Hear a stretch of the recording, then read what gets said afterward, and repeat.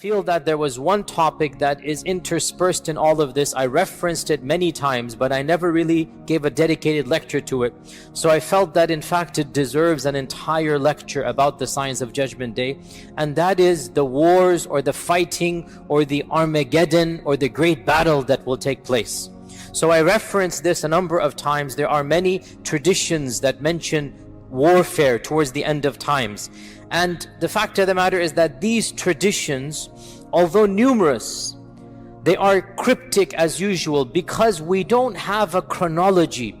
We don't have all of these ahadith talking about one war or many small wars or wars that go over many decades or many centuries. We don't know. It's simply predictions of Judgment Day.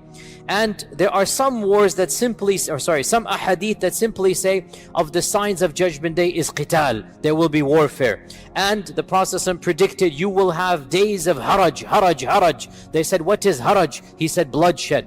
So there are predictions of lots of wars. Now, does this mean the time of the Sahaba, the civil war, all the way throughout Islamic history where the Muslims are fighting, or we are talking about only one time frame? This is where there's no clear-cut answer, and Allah knows best. So today's lecture will be somewhat, a lot of it is my own ijtihad in terms of piecing together. Obviously the ahadith I'm quoting you are ahadith, there's no ijtihad there, but trying to find a chronology, trying to make sense out of all of these ahadith, it's human ijtihad. And Allah knows best, it is my reading, and Allah Azza wa Jal knows best, that these ahadith predict firstly a continuation of wars from the time of the Sahaba up until Judgment Day, or to be more precise, up until the Great War. But secondly, there are a number of ahadith that mention civil war between the Muslims towards the end of times, a massive war that will take place between the Muslims. And also there's a series of ahadith that mention a big war between Muslims and an ally and a non-Muslim. So Muslims with one group of non-Muslims versus another group of non-Muslims. And also, this is genre number 2. And then genre number 3, there are ahadith about the big war. In Arabic it is called al-malhamatul kubra. This is a prophetic term. Al-malhama. Malhama means the disaster, the catastrophe, or the bloodshed. Malhama, just the bloodshed. And this is the equivalent of the Christian concept of the Armageddon. So there are a number of ahadith that mention a civil war. That's not the Armageddon. That's before the Armageddon. Then there are hadith that mention a big war, but not quite the big war. So there will be a big war, but not the big war. And this is all ijtihad, because some ulama have merged them all together. And then there are hadith that mention the big war. And of course, the big war, the malhama, is between Isa and Dajjal. That is the end, the final battle that will take place. After that, there might not be any more wars. After that, as we're going to come to later on, that might be the end of all wars, and then other things will happen after that. So Allah knows best. This seems to be the in a nutshell what we are talking about. Once again, first and foremost, a series of continual battles, mini battles. The Prophet ﷺ predicted, once the sword is unsheathed from my ummah, it will never be put back. This is a generic hadith. The Muslims will be continually fighting petty battles. From the time of the Sahaba, major battles took place, Battle of Siffin, Battle of Jamal. Continuation throughout Islamic history, Muslims have been fighting one another. You look at right now what's happening, Muslims are fighting one another, right? This is standard, it's going to happen. Then there will come a time where there will be major wars between the Muslims. And there will come a time there will be a major war between Muslim and non-Muslim on one side and one other non-Muslim on the other. Now, whether this is going to be before and after the big major war between Muslims, we don't know. We don't know. And then it will conclude with what? With the big war, the Malhamatul Kubra. So today, inshallah ta'ala, let's discuss some of those traditions and get a clear understanding of what this notion is. We begin with the famous hadith in Sahih Tarikh of Ibn Asakir, which is oft quoted many times. It is authentic hadith where Abdullah ibn Hawala said, we were with the Prophet ﷺ and we complained to him how poor we were and that we didn't even have clothes to wear. We're complaining to him. So the Prophet ﷺ said, rejoice, don't worry about that. For I am not worried that you will live in poverty. La wallah, I'm not worried that you're going to live in poverty. Wallahi, this ummah will be in continual good until Allah subhanahu wa ta'ala opens up the lands of the Faris, the Persians, and the lands of the Romans, that's the Byzantine Empire, and the lands of Himyar, that is Yemen. So in Mecca, the Prophet ﷺ predicted, don't worry, we will conquer the Persian Empire, and that happened. And we will conquer the Byzantine Empire, and that happened. And we will conquer Yemen, and all of that happened. Then the Prophet ﷺ said, you will become 3 armies. So he said, you will become. This is the ummah. This is the civil war we talked about between the Muslims. You will become 3 armies. Jund bil Sham, wa Jund bil Iraq, wa Jund bil Yemen. An army will be in Sham, an army will be in Iraq, and an army will be in Yemen.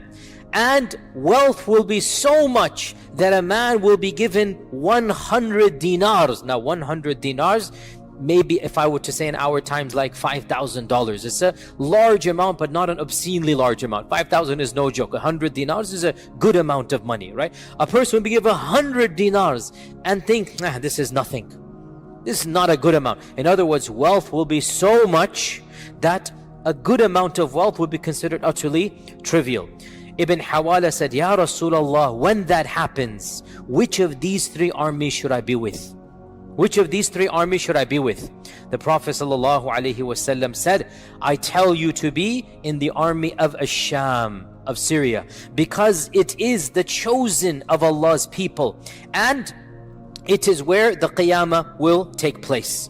So the Prophet ﷺ predicted that there will be 3 armies, an army in Asham, an army in Iraq, and an army in Yemen. And he told Ibn Hawala, choose the army in Yemen. I already mentioned, in Asham. I already mentioned another hadith that I mentioned right before going for Hajj. We mentioned that when I mentioned the concept of the Mahdi. We went over this hadith quickly. It is in the 6 books, the authentic hadith, Sunan ibn Majah, where our Prophet ﷺ said, this is about the Mahdi. We jumped to the Mahdi part. There was a phrase there I glossed over, and that is, يَقْتَتِلُ عِنْدَ كَنْزِكُمْ ثَلَاث كُلُّهُمْ إِبْنَ خَلِيفَةٍ. 3 sons of a Khalifa will fight amongst you at your treasures, for your treasures. What treasure is this? Some have said this is the treasure in Mecca.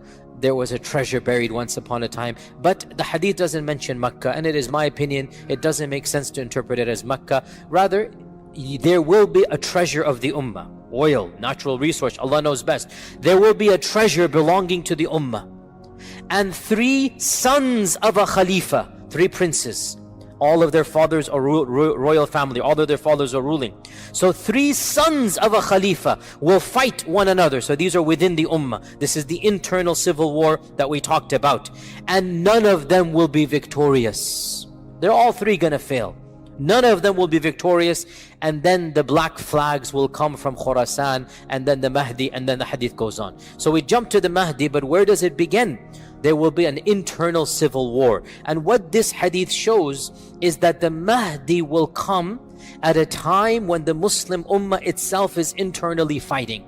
And the Mahdi will unify the ummah from within. This is pretty clear, that the Mahdi will unify the ummah. The ummah will need a leader. The ummah will need somebody they can trust, somebody whose integrity is beyond doubt, and the person that they will look to and the person they will unanimously go behind is none other than the Mahdi. So there will be massive civil war, but the Mahdi comes and that civil war will be finished, because how can now you fight when the Mahdi is there? So this is a very clear indication that there shall be a time of massive internal civil war between the ummah. And frankly, when you look at what is happening now with the internal superpowers, and I don't like mentioning names, but you use your common sense and knowledge of politics. Right now, there's already massive wars going on. Right now, Muslims are dividing amongst themselves each one of them doing its own, and Muslims are being harmed in the process. Allah musta'an. What's even worse, by the way, is that these are being used by non-Muslims, right? The problem comes, the superpowers of the world are using their proxies in these regions. Each one of them thinks that they will be the lapdog of the big superpower. In reality, the superpowers never care about their lapdogs. In any case, I go into my tangents here. What I'm saying, we should be slightly terrified. No, we should be very terrified, looking at what is happening in the world and looking at these ahadith about the end of times, and Allah knows best. So this is the issue of the internal war. Let us now move on to other wars that are predicted. One hadith mentions that one of the tabi'un was in Kufa, and Kufa was the land of Ibn Mas'ud. Ibn Mas'ud established his madrasa in Kufa. The greatest sahabi of Kufa was Ibn Mas'ud, and he died in Kufa as well. So Ibn Mas'ud was in Kufa, and one of these tabi'in, his name is Usayd ibn Jabir, he said, one day it was very cloudy and a dark storm, a dust storm came in the daytime, blocked the sun, and it seemed very terrifying. So a man came shouting to the masjid, "Oh Ibn Mas'ud, oh Ibn Mas'ud, the day of judgment is coming." Looking at what is happening, he became terrified. He's running to Ibn Mas'ud saying, "Look, this is Qiyamah coming." Ibn Mas'ud then stood up amongst the people. The people are looking to him for comfort, for wisdom. The people are terrified. They're gathered in the masjid. Ibn Mas'ud stood up and he said, "The Qiyamah will not come until..." And then he gave a series of predictions. Now, important point before I move on. Whenever a sahabi, listen to this as a rule, whenever a companion mentions something about ilm al-ghayb, automatically what he says becomes a hadith. This is a rule. Whenever a sahabi says something about the knowledge of the unseen, if a sahabi says that, oh, the righteous person will be given a white palace in Jannah that has gardens, if a sahabi speaks of Jannah, if a sahabi speaks of judgment day, on the day of judgment such and such will happen, if a sahabi speaks about the signs of the judgment day, automatically that statement gets a free upgrade, goes to first class, right? Free upgrade. What is the upgrade? It becomes a hadith. Why? Because how could a sahabi speak about ilm al-ghayb unless he heard it from the Prophet ﷺ? Now, if a sahabi says something is haram or halal, this remains the opinion of a sahabi. Because haram and halal is ijtihad. Haram and halal, you have the right for ijtihad. And the Sahaba differed about haram and halal, like all of these great scholars did. If this is haram, this is halal, the Sahaba differed. They have the right for ijtihad. Their ijtihad has a high level, but it doesn't become Quran and Sunnah. But when a Sahabi speaks about Allah Azza wa Jal, His names and attributes, the judgment, the signs of judgment, automatically it gets a free upgrade. In this hadith, the hadith begins as a statement of Ibn Mas'ud, then in the middle, automatically Ibn Mas'ud says, and then the Prophet said. So we even prove the rule through this hadith, that he's narrating what the Prophet said, and then in the middle of the hadith, he subconsciously says, and then the Prophet said. The hadith does not begin in the middle where he says, and then the Prophet said. It begins from the beginning because it talks about the knowledge of the unseen. So go back to the hadith. It's an interesting hadith. Ibn Mas'ud stood up. By the way, this hadith is in Sahih Muslim, I forgot to mention, and it's a long hadith. Ibn Mas'ud stood up and he said, the Qiyamah is not going to come until you see these signs. And these signs haven't come, so this cannot be the Qiyamah. Number one, he said, people will not be able to divide their inheritance. This means massacres and death will be so profound that a person will have no family left. And people will not be happy over ghanima, war booty. Once again, means there's no family. And this is explicitly mentioned, we'll talk about it. Then he pointed towards Asham, Syria. He is in Iraq. He points towards the land that is known as Sham. And he said, and an enemy will gather forces against the Muslims, and the Muslims will gather forces against them. A man in the audience said, do you mean Ar-Rum, the Romans? He said, yes. Now the Romans refers to European civilization, the Christian empires. And there's no problem extrapolating the concept of Romans to the modern nations that look up to that empire as being their, if not biological, their theological and their intellectual ancestors. We all know, went over this as well. So the term Roman, Rome, can de facto apply to the majority civilization, the superpowers of our times. So, and by the way, this is interesting because again, these are predictions that we are now seeing taking place. So Ibn Mas'ud said, yes, I mean the Romans. And at that time there will be a severe fighting, a fierce fighting. The Muslims will send a battalion to fight to death, and they will not return. They will die. They will fight until night. Neither side will be victorious over the other. On the second day, the Muslims will send another battalion, and they will fight to death, and they will not return victorious. On the third day, the same thing will happen. And then on the fourth day, so for 3 days, Muslims are going in, and it is going to be massacre after massacre. Nobody will remain alive from the first batches that go. On the fourth day, Allah Azza wa Jal will grant victory to the Muslims, and the enemy will be defeated. So there will be 4 days of battle somewhere in Bilad al-Sham. Now, is this the great Armageddon, or is this the precursor to the Armageddon? This is not the great Armageddon, it looks like. This is the precursor. This is a massive war that will take place before the Armageddon. Now the hadith goes on, and this is from the statement. This will be a battle the likes of which have never seen before. This is very terrifying. In human history, no battle has taken place that is more terrifying and more severe than that battle that will take place towards the end of times. And then Ibn Mas'ud said, and this is so powerful, and it's not Ibn Mas'ud, it is from the Prophet ﷺ, so much so that a bird that will fly over them will fall down dead. Now, you tell me, before I move on, you tell me, no matter how many people are killed by the swords on this land, will it affect a bird in the heavens? No. What will affect a bird in the heavens? Not swords. Get the point. Not swords. Something's going to happen that a bird in the heavens will be flying over, it will come down dead. And then the hadith goes on, out of a family of 199 will perish and 1 will survive. The attrition rate in this war, 99%. Allahul Musta'an. What war in human history has had 99% death? None. I don't know of any.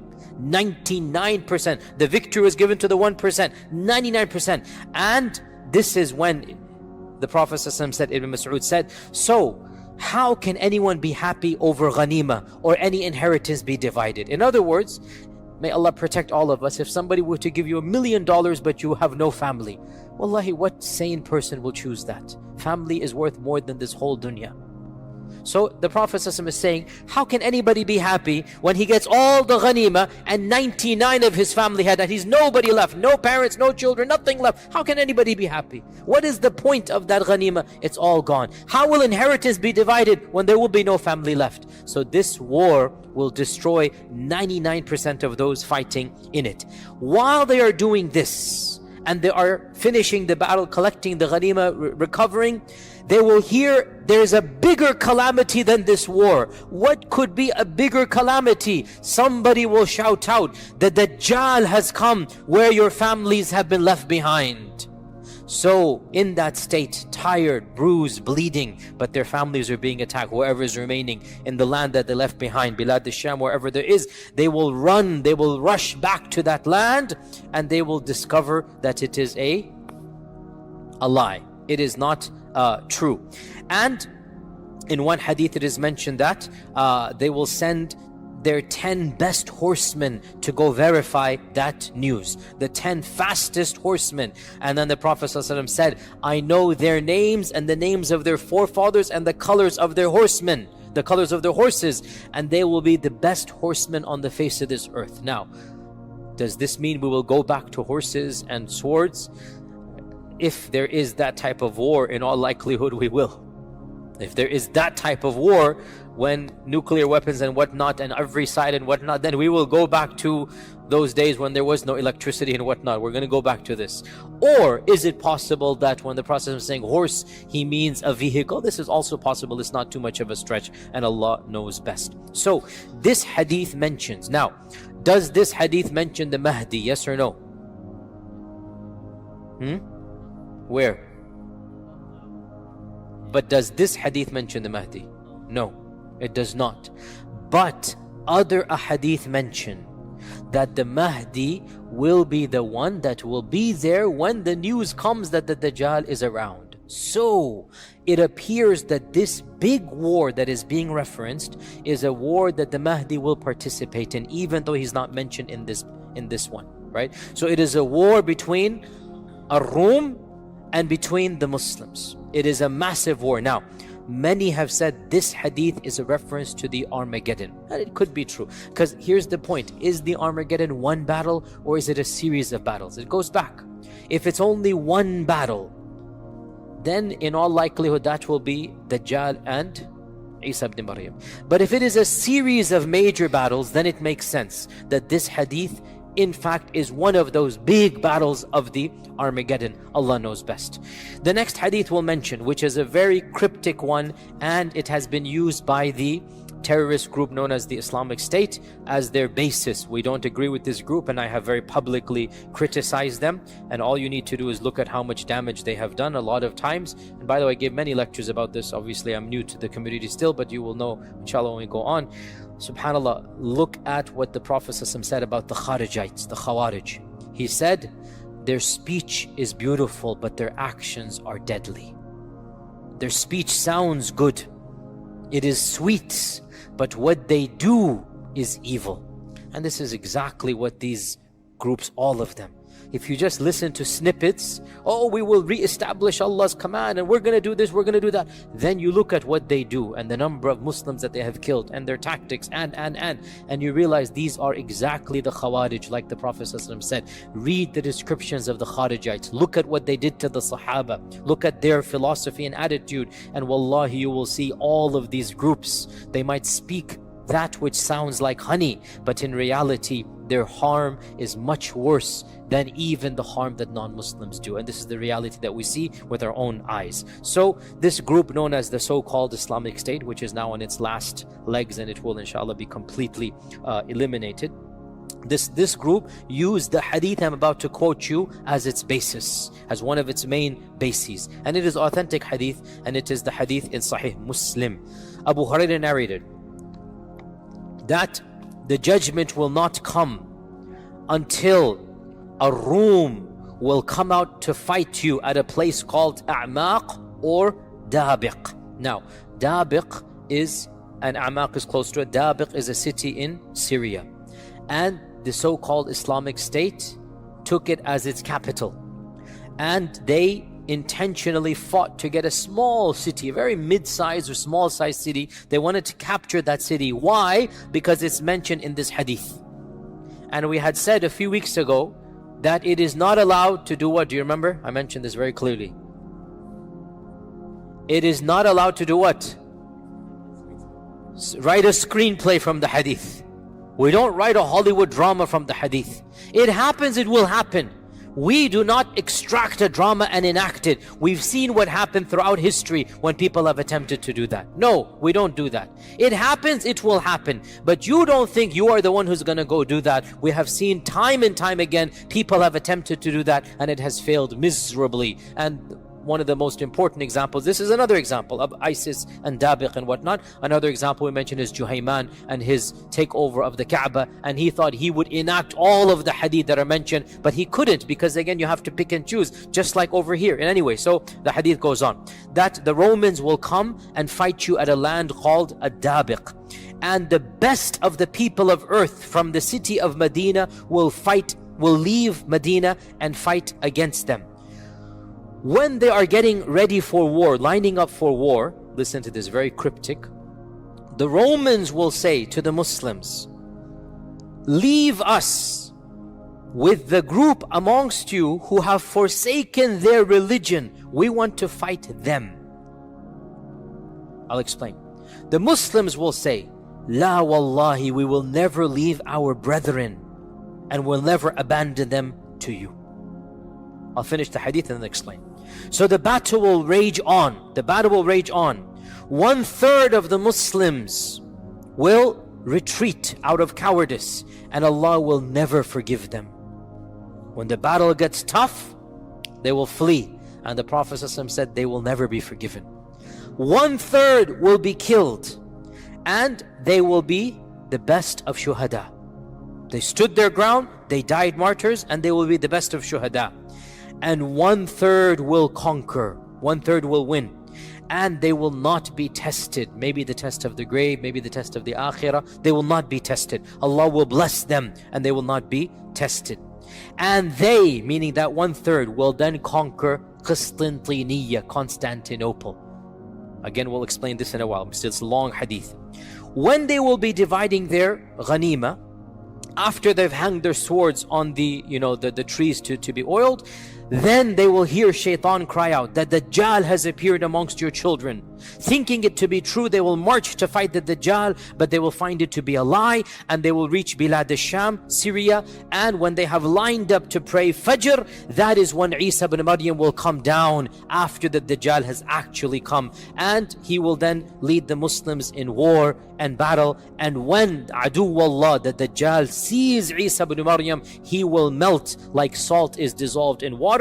And the Prophet ﷺ said, if he were to be left in that state, he would die, but Isa will kill him, and the people will see the blood of Dajjal on the weapon of Isa. End hadith. Now, again, this hadith is very, very cryptic. It mentions many things. First and foremost, it also reiterates the previous concept of a massive war between the Romans and the Muslims. Now, in this hadith, it mentions 1/3 only will die, whereas the previous hadith mentions 99% will die. As I said, it appears there will be multiple battles, not just one. And in some of them 99%, and in some of them 1/3.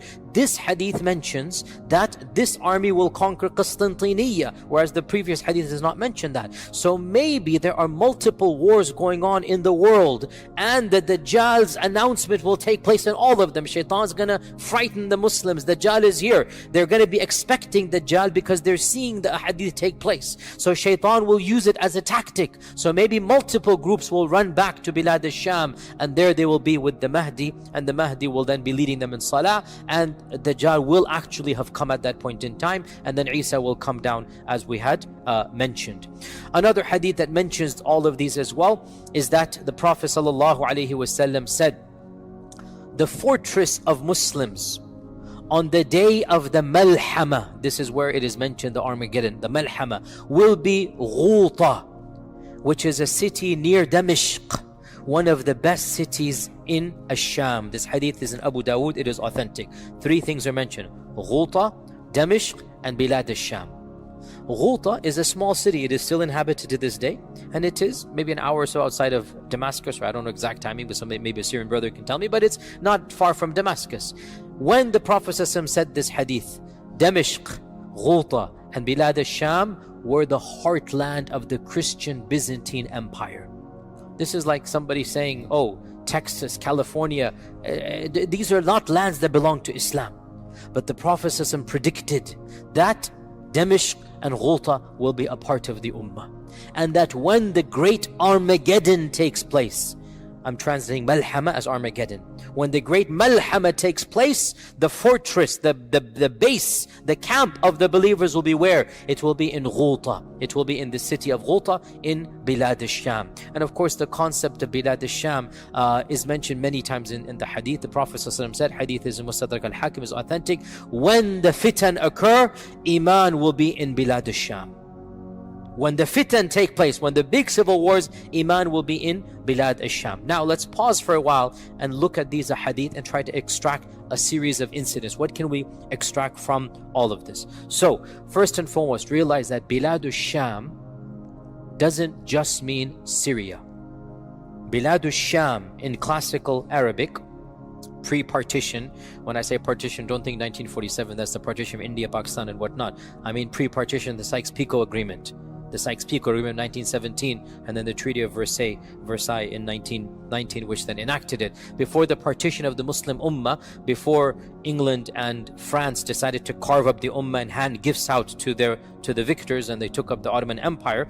Before that, Bilad al-Sham was essentially what we now call Syria, and of course also Jordan, and of course Palestine, and of course the occupying land that I don't want to mention now. The country that is the occupying regime. So all of this was Bilad al-Sham. Okay, this entire region is called Bilad al-Sham. It's not just modern day Syria. Yes, Dabiq is Biladu Sham, but Palestine is also Biladu Sham.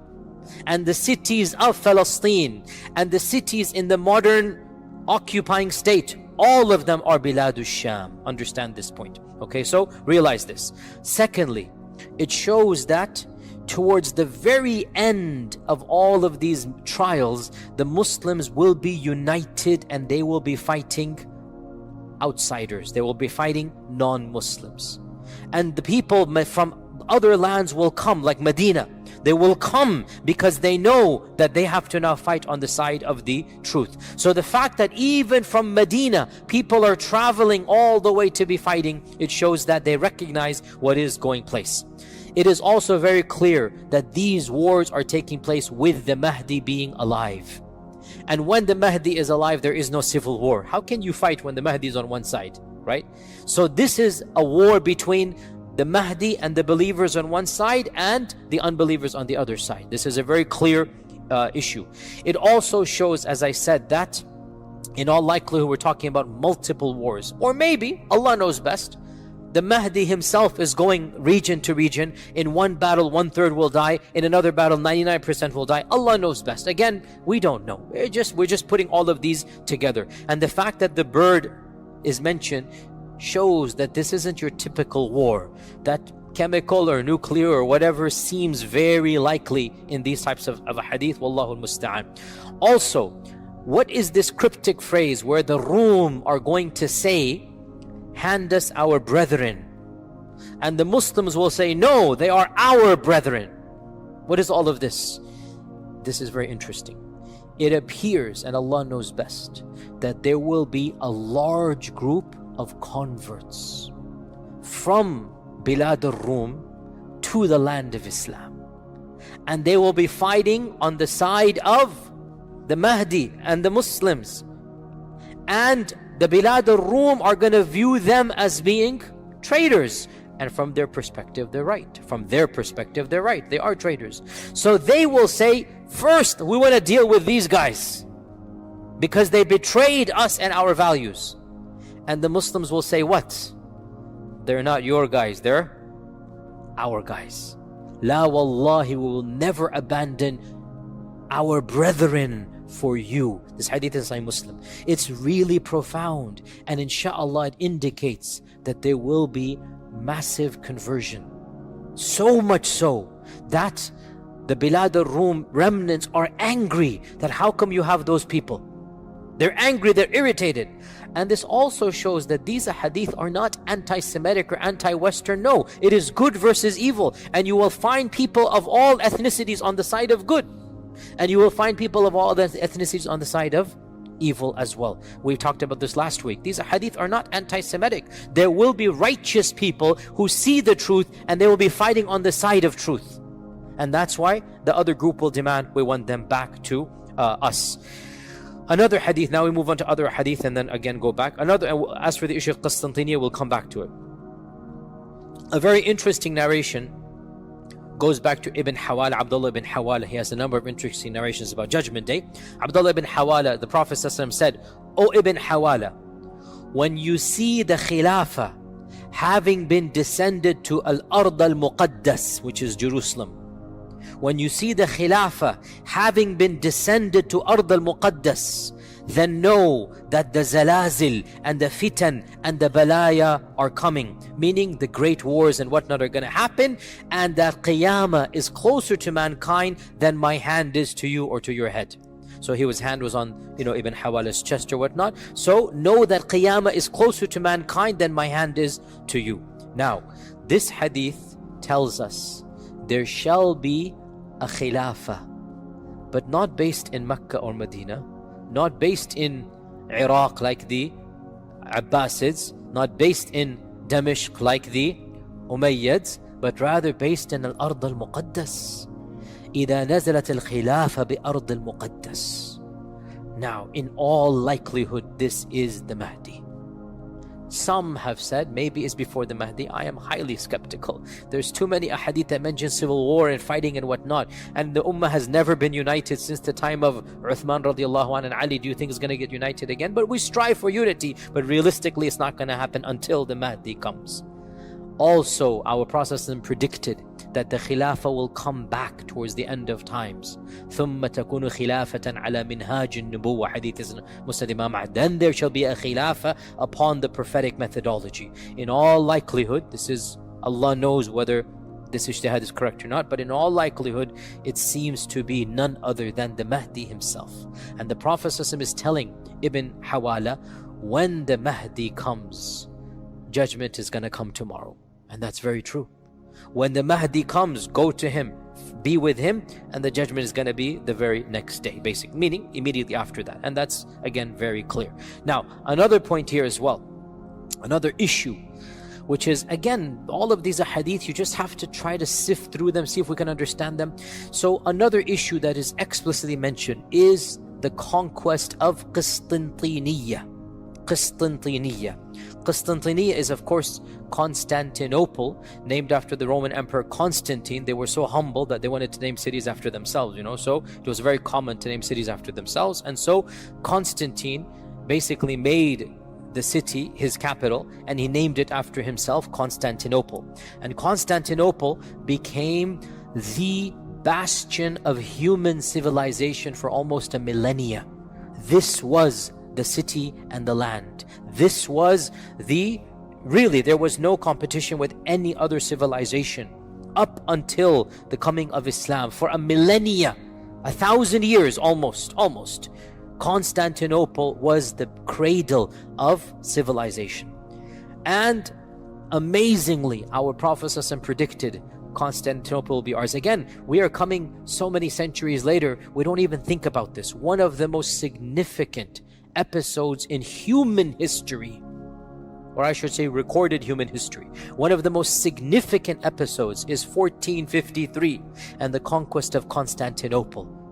This is something that we just take for granted. We put it in our footnotes. Most of our kids have no clue. But in reality, it was the most cataclysmic, the most seismic, disruption that happened in medieval history, because it signified essentially the end of the Roman Empire and the conquest of Islam over the Byzantine and Roman Empire. And the Muslim Ummah eventually conquered, obviously, Constantinople. Of course, the beginnings were with Muawiyah. He wanted to conquer from the time. That's what Abu Ibn Ansari passed away outside Constantinople. From the time of the Sahaba, they wanted it. Multiple expeditions took place, but it was left to Sultan al-Fatih, the Mehmed II, Muhammad, or they call him, the Turkish call him Mehmed, or Muhammad II, the Sultan al-Fatih, in 1453, who finally conquered Constantinople, and he converted it to Istanbul. So Istanbul is, of course, what Constantinople. Of course, you still go and you see. Really, subhanallah. Personal note here. The Hagia Sophia, the Hagia Sophia. What an amazing testament to human mind. This is a building that it was built before the birth of our Prophet ﷺ, and we see it now and we are in awe. Can you imagine the people of that time? We see it now and it is massive and big and no pillars and no beams and the architecture, and it has been standing for 1,500 something years as it is. Truly, and that's just one aspect of their civilization. In any case, what is the purpose of going all there? Because our Prophet ﷺ predicted the conquest of Constantinople. However, good enough, easy, but there's a problem, and that is some ahadith mention that Constantinople will be conquered. Excellent, without any time frame. Excellent. We can take that and say Sultan al-Fatih did, Fatih Sultan Mehmed II did it, no problem. But there are other ahadith that mention this conquest will take place towards the end of times, when the Dajjal is around the corner, when the Mahdi is around. And this throws a huge spanner in our understanding. What does that mean? Because Istanbul is Istanbul now. What does that mean? Allahu A'lam. I have no explicit or clear-cut or unambiguous answer. The only thing that can be said is that that land will revert to being controlled by a group that is not sympathetic to Islam, maybe even if they call themselves Muslims, Allah knows best. Because again, for a time frame, Ataturk, maybe it could be called that is a Darul Kufr government, what Ataturk did, but now it is not like that. Now Istanbul, alhamdulillah, it is a, alhamdulillah, Muslim land and whatnot. So definitely it's not like that now. But maybe things are going to change in that land. May Allah protect all Muslims. But maybe things are going to change and there will be a reconquest of Istanbul, of Constantinople. Also, the ahadith mention that reconquest will take place miraculously, without any blood being shed. That was not Sultan Fatih. Sultan Fatih, it was a bloody war. It lasted many months. There was a siege, there was a military, there was a navy, there was an army, there was a blockade. It was a standard war. Many people died. That's not what the hadith predicted. And again, you cannot enact a hadith. Alhamdulillah, Sultan Fatih conquered it, but that's not what the hadith predicted. We'll mention these hadith. Now, of these hadith, now this is a hadith I'll quote you. It is in its narration, in its chain is a weak narrator, so it is a weak hadith. So we're just mentioning with the disclaimer it is a weak hadith. Abdullah ibn Amr ibn al-As said, "You will fight Constantinople 3 times." Does he mean the city of Constantinople? Or does Constantinople indicate the Roman Empire, i.e. Europeans? Either can be there. You will fight Constantinople 3 times. The first time is that you will do well, but you will not succeed. The second time, you will enter into a sulh with the Constantinople. So much so that masajid will be built inside Constantinople. Now this is really bizarre, because masajid did not exist in Constantinople up until 1453. And now there are only masajid in Constantinople. But this doesn't seem to be reference to that. Again, all of these are cryptic. So until there's a sulh between the Romans and there are masajid inside Constantinople, then you will return for a 3rd time and you will conquer it with the takbir. You will say Allahu Akbar and it will be conquered. And the Prophet ﷺ said that 1/3 of Constantinople will be destroyed and 1/3 will burn down and 1/3 will be divided amongst you. Now this hadith seems to indicate a final conquest of Constantinople, and this is something that once again it is mentioned in another hadith which the majority of scholars have interpreted to mean Constantinople, and I'll mention it now. Now the hadith I just quoted you, it is weak. It is mentioned in the Kitab al-Fitan of Nu'aym ibn Hammad, and it is weak. The one I'm about to quote you now, it is authentic Sahih Muslim.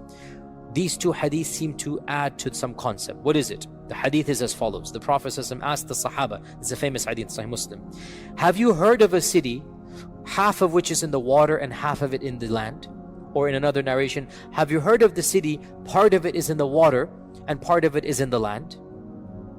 The vast majority of our commentators said this is Constantinople, because Constantinople, essentially it divides Asia from Europe. You have the Bosphorus Straits, right?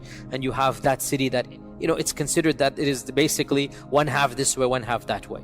So the majority of our ulama, and Nawawi ibn Kathir, others, they say this is Constantinople that the Prophet is describing. They said, yes, we have. Listen to this now.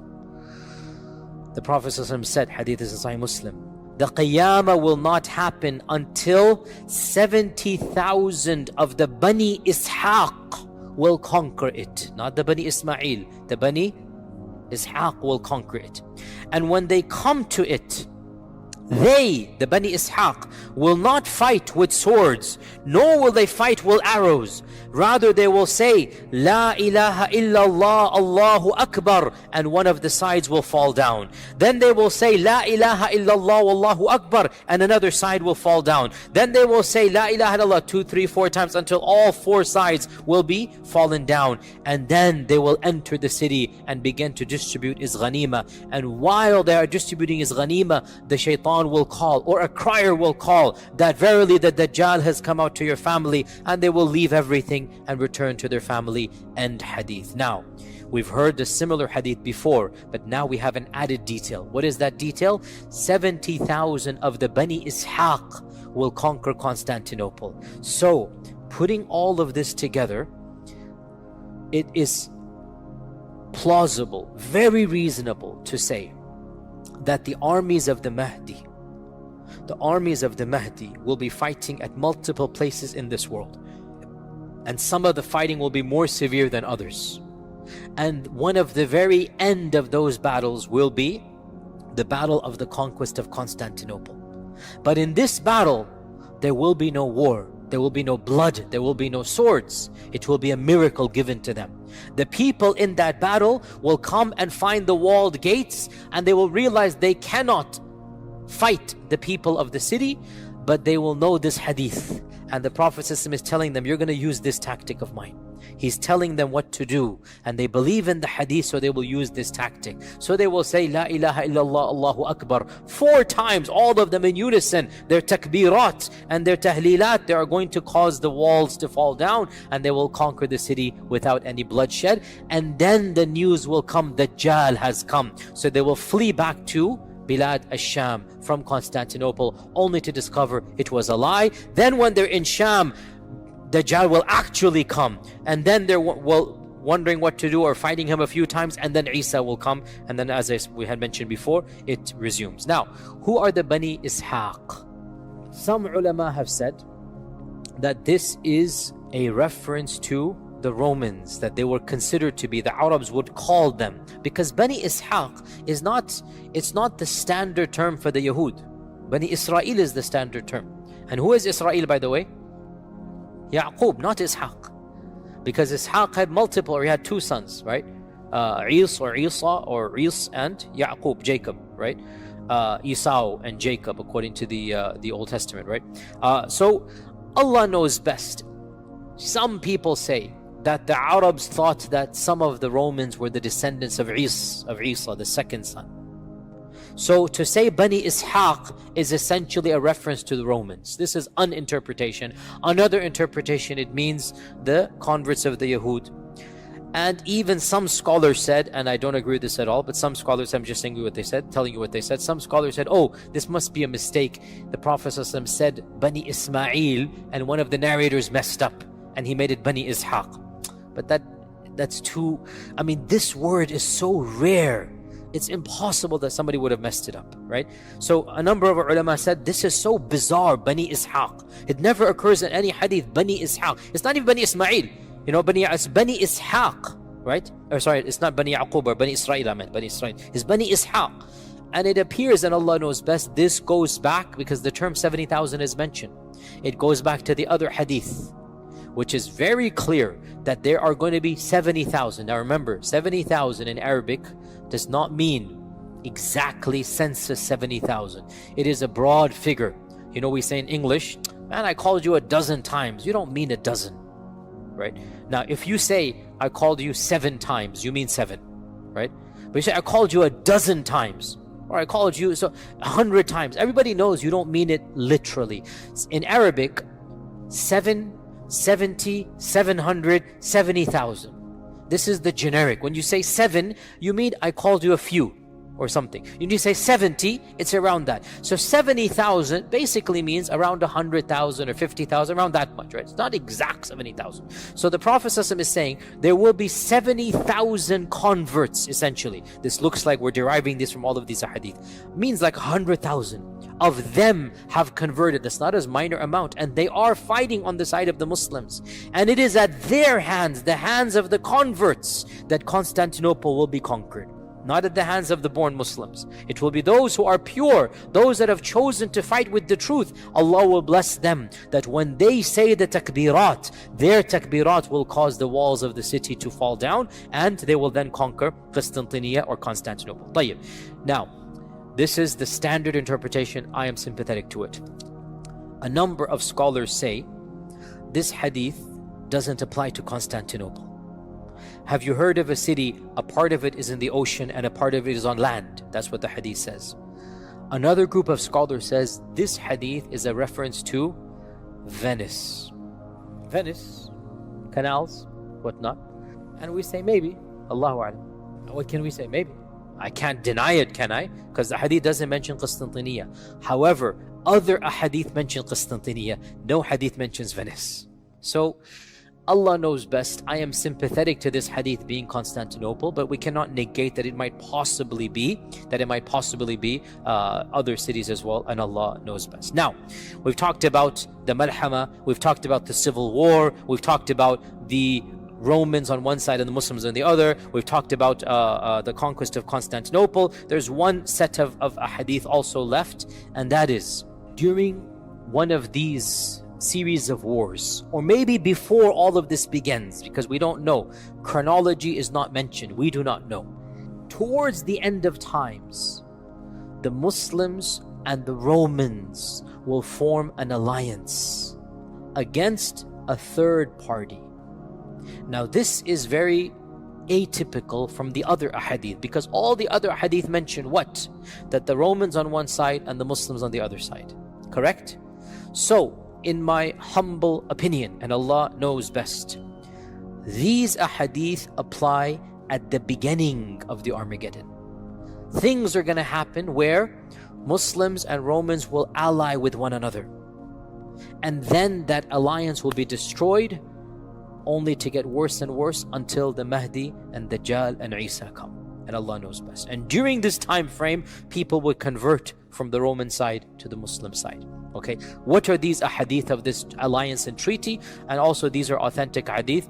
This hadith is in Abu Dawood, that Auf ibn Malik al-Ashja'i said, I visited the Prophet ﷺ during the Battle of Dabiq, when he was in the Battle of Dabiq.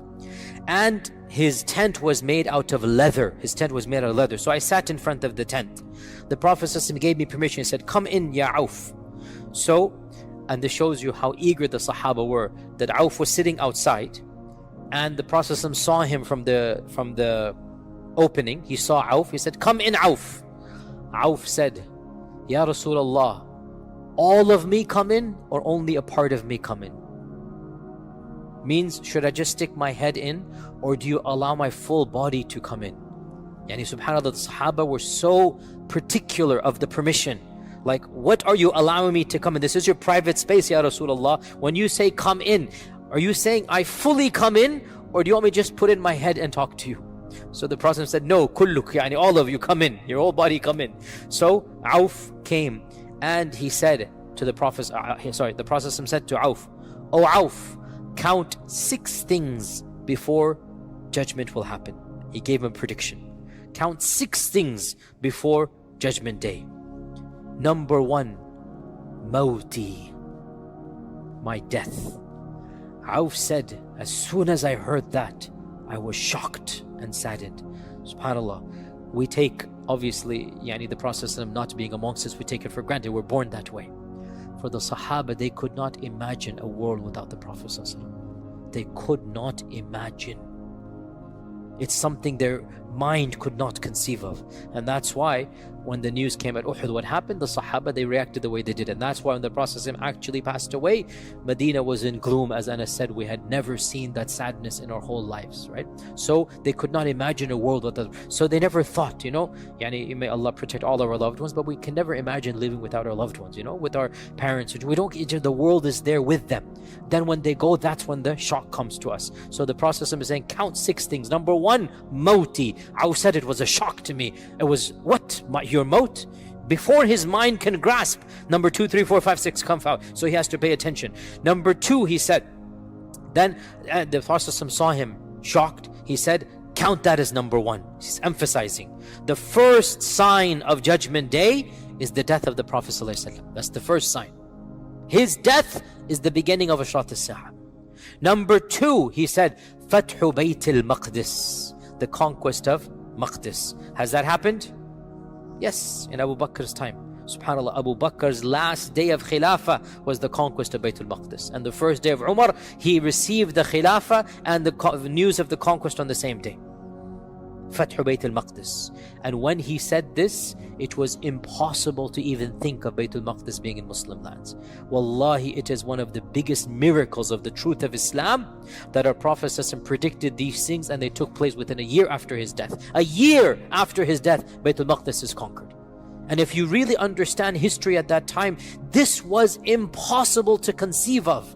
That this small group of Muslims in Medina who have not yet even conquered Mecca, and they're going to go conquer Bilad al-Sham and Bilad al-Rum and Bilad al-Faris. It's inconceivable. And yet within a year that took place. One of the most unexpected historical turns for Western historians is the rise of Islam. It is inexplicable. They cannot explain it. How could a group from their perspective of ragtag Bedouins come and disrupt human civilization, destroy the Sassanid Empire, carve out the Byzantine Empire, create a civilization that was even more glorious than the both of those previous ones combined? They don't understand how that happened. So for us, our Prophet said, number 2, it will be the conquest of Jerusalem. Number 3, a plague that will come amongst you and destroy your children and your wealth and property, and it will purify your good deeds. Our scholars say this is the plague of Amwas in the 18th year of the Hijrah. There was a massive plague in the time of Umar al-Khattab. It was the worst plague of early Islam, and they say this is that prediction.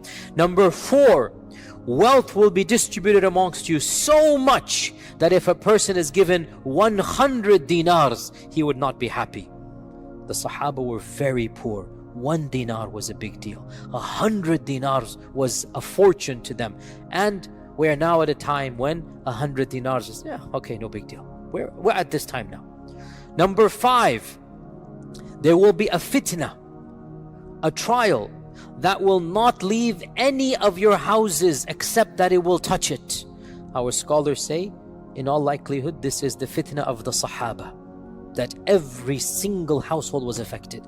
Siffin, Jamal, Aisha, Talha, Zubayr, Muawiyah, Yazid, that fitan, that first war, the civil war that took place, they say this.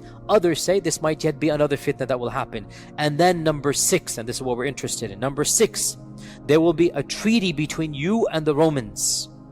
There will be a treaty between you and the Romans. And then they will betray you and march against you with 80 banners, under each of which will be 12,000 troops. In other words, 100,000 people.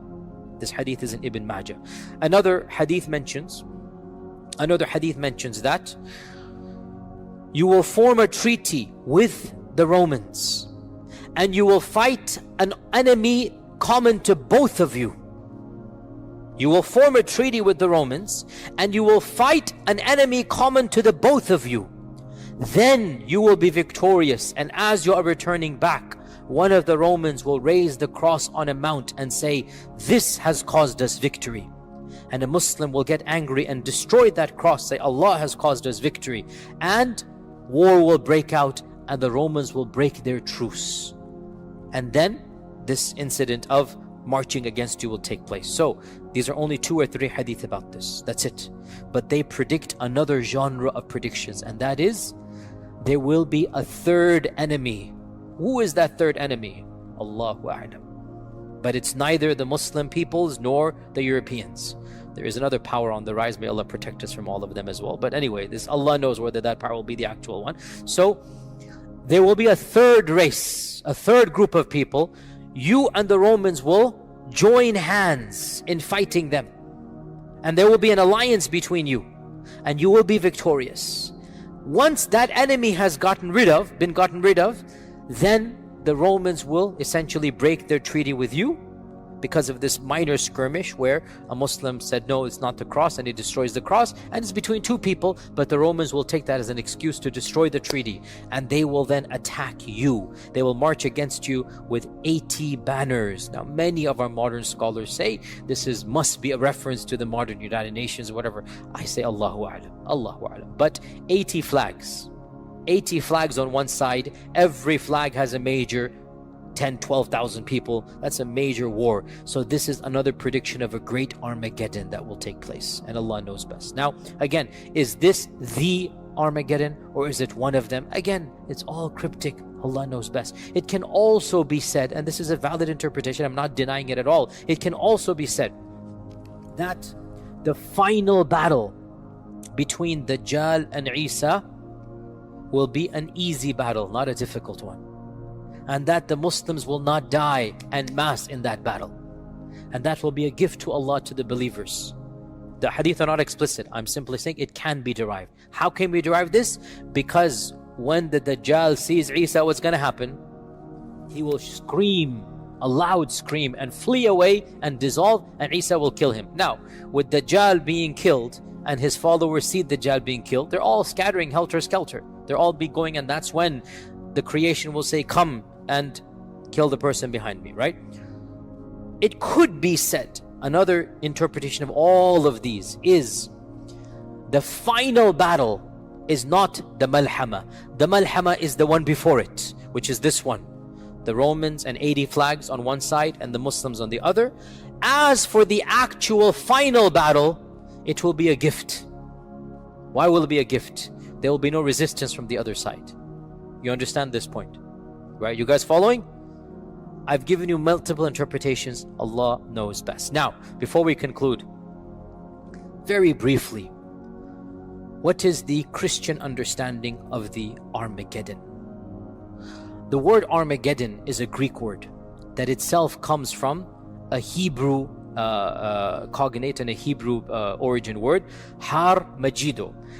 And Har in Hebrew means a hilltop, and Majido is the name of an ancient city. Megiddo now, it's the name of an ancient city that now falls in the land of Israel, the territories and whatnot. And this city of Megiddo, it is close to the city of modern city of Haifa, Jaffa, and of Nazareth. The city of Haifa and Nazareth, it is north of Jerusalem. And this, even in pre-biblical times, even in ancient times, this was a city that was inhabited by the ancient Canaanites. It's been inhabited by 7,000 years, one of the ancient cities of the world. And the Bible mentions the city of Megiddo multiple times, and there are cryptic references in the book of Revelations that there will be this massive war. What the book of Revelations, by the way, is a book in the Bible in which there are predictions for the future. Ashrat as-Sa'a for the Christians is in the book of Revelations. The beast 666, the book of Revelations. Okay, Antichrist, the book of Revelations. It's very cryptic, and that's why even many Christians don't read it. It's not an easy text to understand. So there are cryptic references in the book of Revelations to the big battle at Har Megiddo, hence Armageddon. Okay, hence Armageddon. The term Armageddon comes from Har Megiddo, the hilltops of Megiddo, and there are a number of interpretations of modern day Christians with regards to these statements. Many Christians, this is the default amongst the non-Protestants. Many of them, they just reject this. These are just tales. They don't believe. Again, Muslims, learn your Christianity if you want to be involved in da'wah. Not all Christians are the same, just like not all Muslims are the same. Many Christians don't consider the Bible to be the word of God anyway. This is the default in America. The majority of Christians do not take the Bible literally. So it's not a big deal for them. If the book of Revelation says something, no big deal.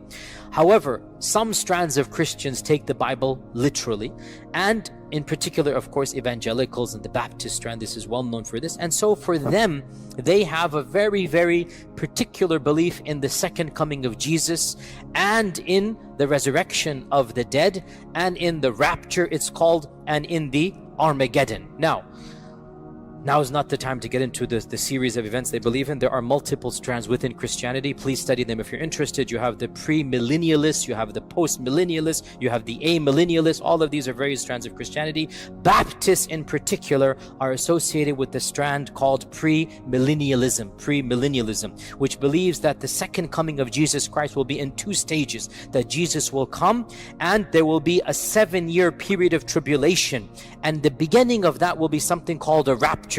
And what is the rapture? The rapture for this strand of Christianity, not all Baptists, but most Baptists and many Christians believe this, and it is becoming very common now. There's genre of literature and lots of famous books are being written that are science fiction, or not science fiction, fantasy and whatnot, Christian literature and cartoons and whatnot that are watched in Christian circles of the imminent coming of the rapture. What is the rapture? For them, they believe when Jesus comes down, Christians will rise up to meet him in heaven.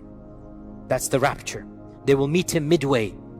And they believe that for 7 years, there will be this battle between the forces of good and evil. The Antichrist will come. By the way, 7 years is also in Islamic literature. That's there as well.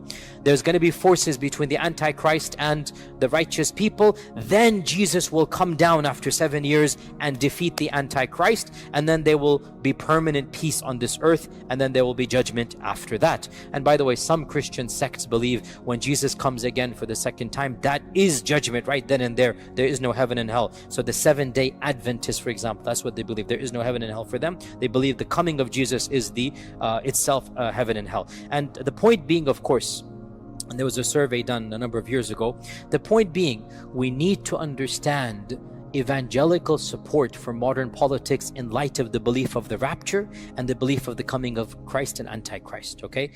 Over 80% of evangelicals, over 80%, that's not a small number, evangelicals, not all of Americans, evangelical Americans, over 80% say that the creation of Israel in 1948 is in partial fulfillment of the biblical prophecy, and it is signaling the coming of Jesus Christ.